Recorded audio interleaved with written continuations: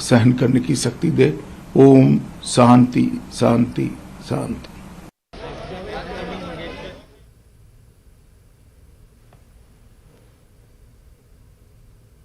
बात और लास्ट में उन्होंने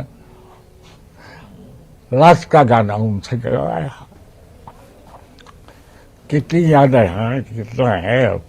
ज्यादातर मैं ऐसा गीतकार हूँ शायद जो उनके साथ मंच पे भी रहा हूँ। मैंने अपना कविता पाठ किया और उनका तो आप जानते ही हो क्या है। एक आकाश तो बिल्कुल कम पड़ जाए, पता नहीं कितने आसमान। ऐसी शख्सियत ना पैदा हुई ना। मैं तो भारत रत्न वगैरह को भी उनके लिए छोटा मानता। इतनी, हालांकि हमारे देश का सबसे बड़ा सम्मान है जो उन्हें मिला। जो आदमी कुछ करता है ना, वो लोगों के दिलों में हो जाता है। वो पिछले साल आपको फोन भी किया था उन्होंने? हाँ, पिछले साल। क्या कुछ बातचीत हुई थी? क्या बातचीत हुई थी?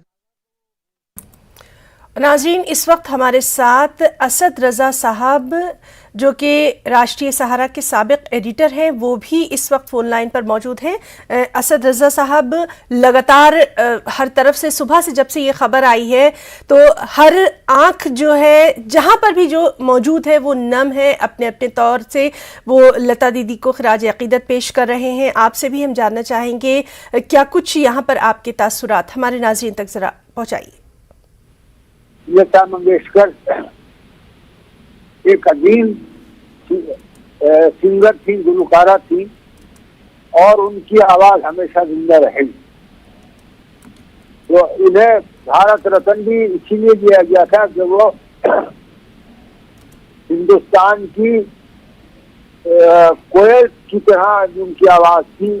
वो हमेशा बहुत खूबसूरत अंदाज में, दिलकश आवाज में नगमे गाती थी और हर तरह के नगमे गाए उन्होंने, जिंदगी के भी, मौत के भी, अच्छी के भी, खुशी के भी, रक्त के भी।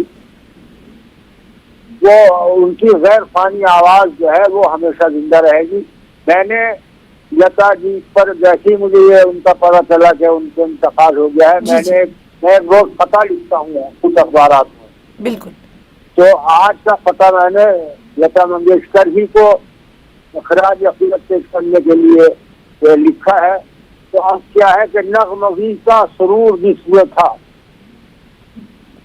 नगमगी का सुरूर जिसमें था, आह गुम हो गई है वो आवाज, आह गुम हो गई है वो आवाज, आज खामोश हो गया है असद, अब लता जी की जिंदगी का साज। आज खामोश हो गया है असद, अब लता जी की जिंदगी का साज। तो लता मंगेशकर और मोहम्मद रफी इन दोनों की जोड़ी जो है वो जो फिल्मी दुनिया में गोल्डन एज थी, सुनहरा दौर था, उसकी यादगार थी। और एक और मैं आपको अर्ज करता चलूं कि लता मंगेशकर ने शादी क्यों नहीं की, इसके बारे में शायद बहुत कम लोगों को इल्म है। दरअसल लता मंगेशकर साहिर लुधियानवी की शायरी की को पसंद करती थी और साहिर भी उनकी आवाज को पसंद करते थे। दोनों शादी भी करना चाहते थे। लता जी साहिर लुधियानवी के घर भी जाने लगी थी और उनकी वालदा की खिदमत भी करने लगी थी, लेकिन उनकी वालदा ने एक ऐसी शर्त रख दी साहिर लुधियानवी से जिसकी वजह से ये दोनों की मोहब्बत शादी में तब्दील नहीं हो सकी। साहिर की वालदा बहुत टफ किस्म की कट्टर मुसलमान थी, तो उन्होंने शर्त रखी कि लता इस्लाम मजहब कबूल कर ले तो तुम शादी कर लो। साहिर से कहा, साहिर इसके लिए तैयार नहीं है क्योंकि साहिर तो तरक्की पसंद थे, वो किसी मजहब को मानते भी नहीं थे। तो वो लता से कैसे कह देते। इस तरह से दोनों में फिर फासले हो गए। तो ये और वो फिर जिंदगी भर उन्होंने शादी कर ली। हेलो जी जी जी, असद रज़ा साहब, आपसे हम ये भी जानना चाहेंगे, गाने तो उन्होंने बेहद यादगार गाए हैं और हर गाना अपने आप में एक मिसाल है, लेकिन जो उन्होंने हिंदुस्तान पे, अपने वतन पे जो गाने गाए हैं वो वाकई में हमेशा याद किए जाएंगे। हर अहम मौक़ों पे हम सब उन्हें याद करते हैं। अपने लहज़ों में हमेशा जिंदा रहेंगी और उन्हें जितने संगीत के जितने भी शायकीन हैं वो उन्हें सुनते रहेंगे और उनसे हिज़ी हासिल नहीं करेंगे बल्कि उनसे सीखते भी रहेंगे। जो नए सिंगर हैं, लता जी उनकी उस्ताद भी थी, उनसे बहुत कुछ सिखाया उन्होंने।